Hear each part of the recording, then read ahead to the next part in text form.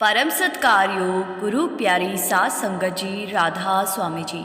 सात संगत जी, आज 5 मार्च को बाबा जी ने मुंबई में सत्संग फरमाया जी। और आज संगत का सैलाब मुंबई सेंटर में उमड़ पड़ा था।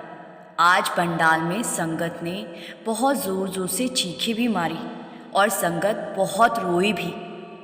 आज बाबा जी सुबह 9:25 पर स्टेज पर आए जी और 9:30 पर बाबा जी ने सत्संग फरमाना शुरू किया।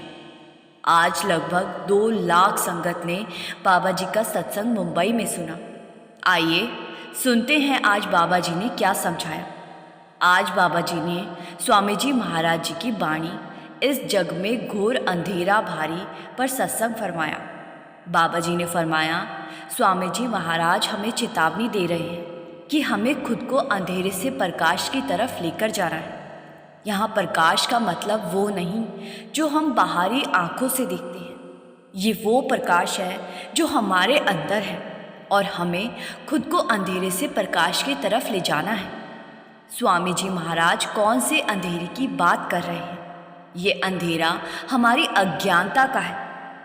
आज अज्ञानता के अंधेरे में हम ठोकरें खा रहे हैं और मालिक की पहचान नहीं कर पा रहे। स्वामी जी कौन सी अज्ञानता की बात कर रहे हैं? ये अज्ञानता हमारी मोह माया की है, हमारे अहंकार की है, हमारे गुस्से की है। आज इंसान एक दूसरे का दुश्मन बना बैठा है, अहंकारी हुआ पड़ा है। होमे की दीवार ने हमें मालिक से दूर कर दिया है।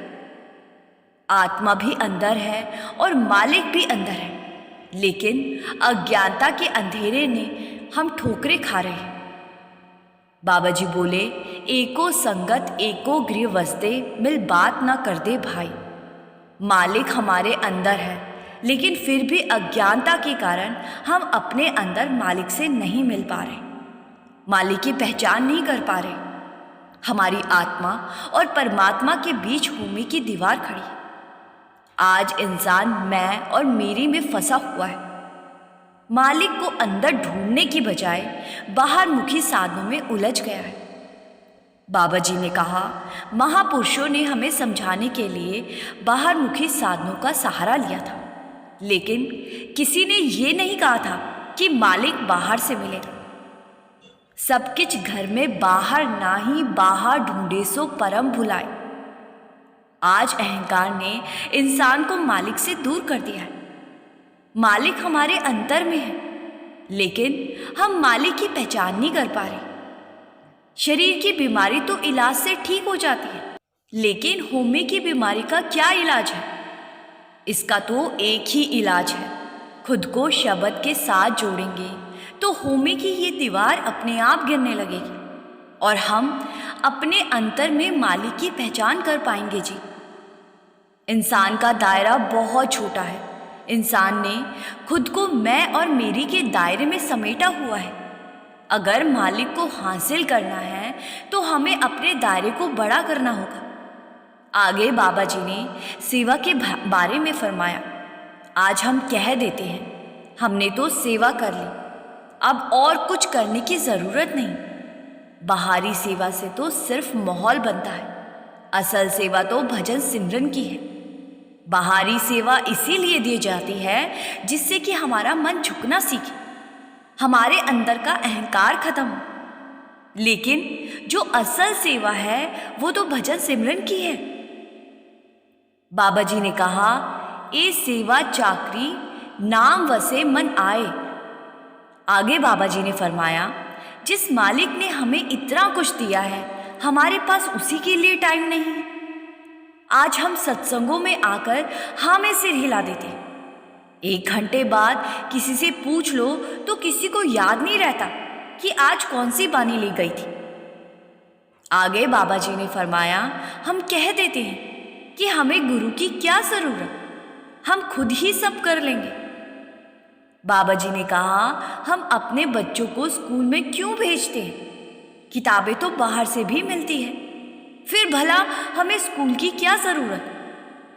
बाबा जी ने कहा, क्योंकि स्कूल में बच्चे को एक माहौल मिलता है जिससे बच्चा आगे बढ़ पाता है। और जिस सफ़र पर हम चलने की सोच रहे हैं, यहाँ हम बिना गुरु के एक कदम भी नहीं चल पाएंगे। आगे बाबा जी ने फरमाया, इस संसार में जितने भी देश हैं, सब अपने अपने तरीके से अपने इष्ट की भक्ति करने में लगे हुए। पुराने समय में संतों महापुरुषों ने मालिक को याद करने के लिए अलग अलग लफ्ज़ों का सहारा लिया था, लेकिन कभी किसी ने ये नहीं कहा था कि मालिक दो है। पलटू एको एक है, दूजा ना है कोई। जैसे एक बच्चे की हस्ती कायम करने के लिए उसके साथ एक लफ्ज़ को जोड़ दिया जाता है, और जब उस लफ्ज़ को याद करते हैं तो उसका संबंध उस बच्चे के साथ होता है जी।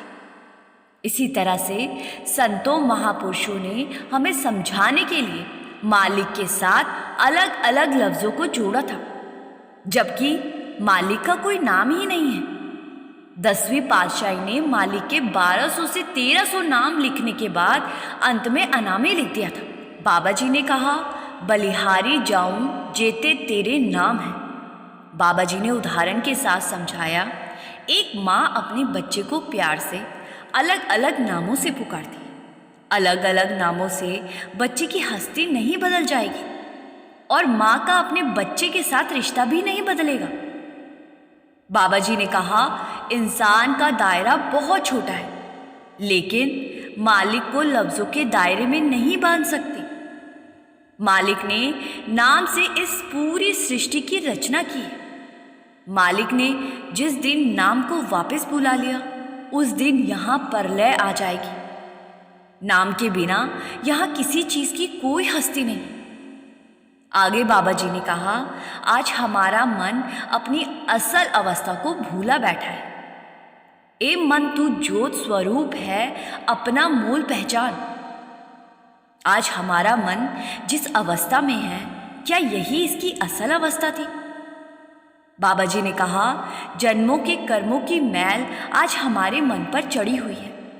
जन्म जन्म की इस मन को मैल लागी, काला होया स्याह। आज कोई हमें कह देता है कि आपका बर्तन साफ नहीं है, तो हम बर्तन को रगड़ने लगते हैं, और रगड़ने से बर्तन की चमक धीरे धीरे लौटने लगती है, और एक दिन बर्तन अपनी असल अवस्था को पा लेता है। मन भी अपनी असल अवस्था में आ सकता है, अपनी चमक वापस हासिल कर सकता है। उसके लिए हमें खुद को शब्द के साथ जोड़ना होगा। जब हमारी सूरत शब्द की पहचान कर लेगी, तो हमारे मन पर चढ़ी जन्मों की मैल साफ होने लगेगी। बाबा जी ने इस बात को और अच्छे से समझाने के लिए कपड़े का उदाहरण देकर फरमाया। जब कपड़े पर दाग लग जाता है, तो धोबी कपड़े को साफ करता है। जब दाग नहीं जाता, तो हम कपड़े को लेकर ललारी के पास जाते हैं, और ललारी कपड़े पर गूढ़ा रंग चढ़ा देता है। बाबा जी ने कहा, बीबियां गाती है ना, गूढ़े रंग विच रंग दियो जी, मैलियां ने सादियां रूहां। आज हमारी रूह हमारे जन्मों के कर्मों के कारण मैली है। जब हम किसी गुरुमुख की शरण में जाएंगे, तो गुरुमुख हमें वो युक्ति बताते जिसको अपनाकर मालिक के प्रेम का गूढ़ा रंग हमारी रूह पर, हमारे मन पर चढ़ता है, और हमारा मन मालिक के लायक बन जाता है। जन्मों के कर्मों के दाग धुल जाते हैं। आगे बाबा जी ने कहा, दर्शन किसको कहते हैं? जो हम बाहरी आंखों से देख रहे हैं, क्या वो दर्शन है?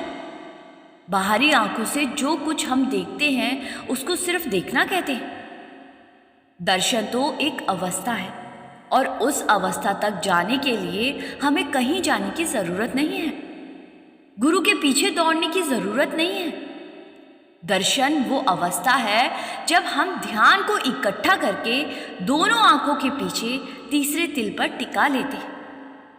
तो उस समय हम जिस अवस्था में होते हैं, वहाँ हम अपनी सुध-बुध खो देते हैं और बस टकटकी लगाकर देखते हैं।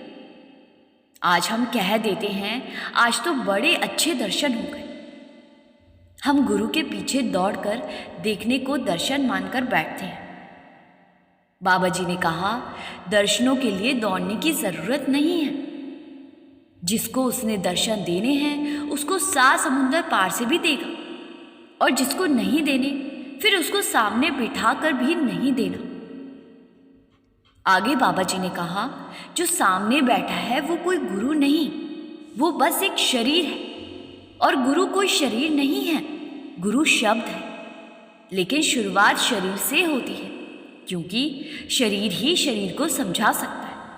शरीर में ना तो गुरु बनने की ताकत है और ना ही शरीर चेला बन सकता है। गुरु शब्द है और हमारी सूरत उसका चेला यानी कि शिष्य। जब हम गुरु के बताए मार्ग को अपनाकर ध्यान को इकट्ठा करेंगे तो हमारी सूरत हमारे अंतर में शब्द रूपी गुरु की पहचान कर पाएगी। बाबा जी ने कहा, आज जो सामने बैठा होता है हम उसी के आगे माथे टेकने लगते हैं, उसके पीछे दौड़ने लगते हैं। हजूर जी फरमाया करते थे कि जो सामने बैठा है उसके शरीर के माथे टेकने से कहीं ज़्यादा ज़रूरी उसकी शिक्षा पर अमल करना है। हजूर जी ने 40 साल तक हमें समझाया, लेकिन हम फिर भी नहीं समझे, और आज भी हम शरीरों के आगे माथे टेकने को, शरीरों के पीछे दौड़ने को असल भक्ति मानकर बैठ गए हैं। आगे बाबा जी ने भुल्ले शाह का उदाहरण देते हुए फरमाया, लख बार जे करे इबादत कदे ना बने नमाजी, जेकर प्यार ना होसी पल्ले रब ना होसी राजी। लाखों बार भी माथे क्यों ना टेक ले, हम रब को खुश नहीं कर पाएंगे। रब की खुशी हासिल करनी है तो अपने अंदर मालिक के लिए प्रेम को जगाना होगा, प्रेम की पहचान करनी होगी। आज हम कह देते हैं कि किसी मंदिर या तीर्थ पर जाकर नाक रगड़ लेंगे, नंगे पैर चल जाएंगे, इससे मालिक की खुशी हासिल हो जाएगी। बाबा जी ने समझाया, आज हमने मंदिर के मायने ही बदल दिए। मंदिर किसको कहते हैं? मंदिर का मतलब है मन के अंदर।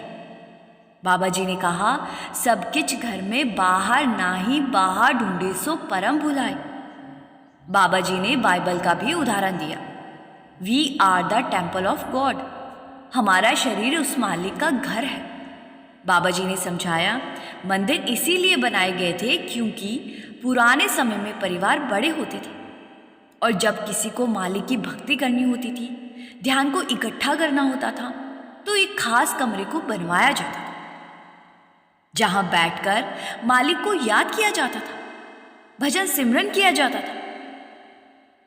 कुछ समय बाद उस कमरे को सबने मंदिर कहना शुरू कर दिया, और बाद में हमने मंदिर के मायने ही बदल दिए। आज हम उस कमरे में जाकर मालिक को याद करने और भजन सिमरन करने की बजाय मालिक से कुछ ना कुछ मांगने चले जाते हैं। वहां जाकर कोई नाक रगड़ता है तो कोई माथे टेकता है, किसी को कुछ चाहिए तो वहां चला जाता है, कोई दुखी है तो वहां चला जाता है। मालिक की भक्ति करना आज हमारा उद्देश्य नहीं रह गया। हम सबको मालिक से कुछ ना कुछ इच्छा पूरी करवानी है। बाबा जी ने कहा, हमें मालिक से प्रेम करना है। मालिक ने जो देना था वो हमें दे चुका है। मालिक ने हमें सबसे उत्तम जामा इंसान बनाकर यहां भेजा। ये क्या कम है? इतनी बख्शिश मालिक ने हम पर पहले ही कर रखी है। अब हमें मालिक से भला और क्या चाहिए? मालिक ने हमें यहां मंगते बनाकर नहीं भेजा था। बाबा जी ने कहा, मालिक ने 84 लाख जुनियां बनाई, लेकिन सिर्फ एक जुन्नी यानी इंसान को विवेक की ताकत दी है, जिससे कि इंसान अपना अच्छा बुरा सोच सके। और यही एक जामा है जहां से इंसान इस जेल खाने से आजाद हो सकता है। इस जामे को हम बेकार करने में लगे हुए हैं, जमीनें जायदादें इकट्ठे करने में लगे हुए हैं। अगर अब ना संभले तो फिर ये जामा बड़ी मुश्किल से मिलेगा। एक जुन्नी में अगर 1 साल भी कटना पड़ा तो 84 लाख साल के बाद फिर से मालिक हमें ये मौका देगा। हम मालिक की इस बख्शिश की कोई कदर नहीं कर रहे। आगे बाबा जी ने फरमाया, इंसान जब से आया है तब से सिर्फ बांट ही रहा है। छोटा था तो खिलौने बांटे, थोड़ा बड़ा हुआ तो ज़मीनें जायदादें बांटने लगा। आगे चलकर खुद को जातों और धर्मों में बांट लिया, फिर देश बांट लिए, और जो चीज़ कभी बांटी भी नहीं जा सकती थी उस मालिक को भी बांट कर बैठ गया। मालिक ने तो इंसान बनाया था और इंसान भेदभाव करने लगा। कोई कहता है मेरा धर्म बड़ा है तो कोई कहता है मेरी जात बड़ी है। पुराने समय में काम के हिसाब से इंसान को 4 दर्जों में बांटा गया था।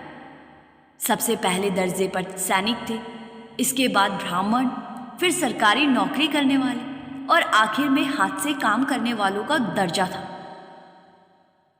बाबा जी ने कहा, मालिक के घर हमसे हमारा हिसाब हमारी जात या धर्म देखकर नहीं होगा। बाबा जी ने कहा, अमला उत्ते होंगे नबेड़े, खड़गियां रैणगियां जाता।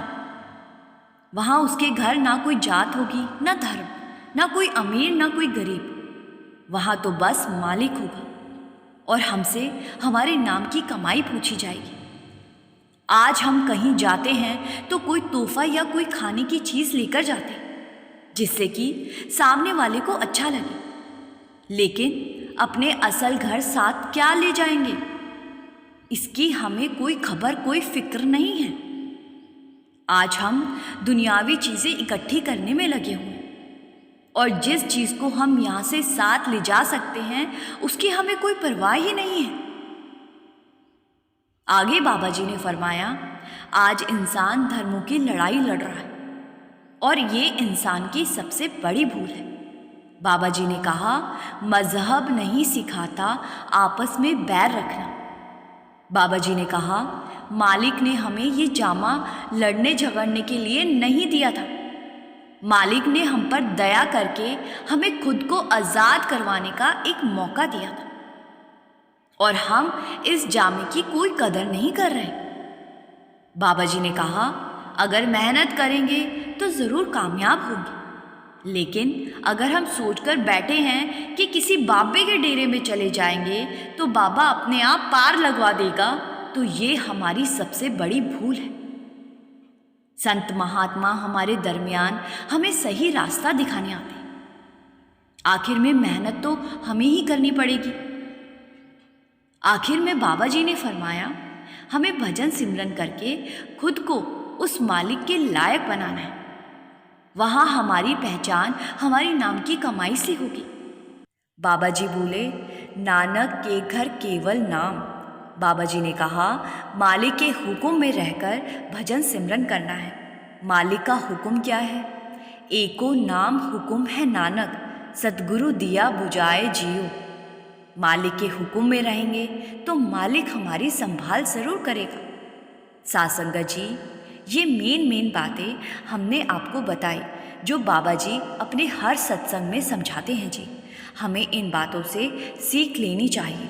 सत्संग को अमल में लाएंगे तभी हम आगे बढ़ पाएंगे जी। इसी के साथ मैं आप सभी से विदा लेती हूँ जी। वीडियो को लाइक करके कमेंट में राधा स्वामी लिखना मत भूलिए जी। और जो संगत पहली बार चैनल पर आई हैं जी, उनसे भी मेरी बेनती है कि संगत के अपने इस चैनल को सब्सक्राइब कर इस चैनल का एक हिस्सा ज़रूर बने जी। गुरु प्यारी सात संगत जी, राधा स्वामी जी।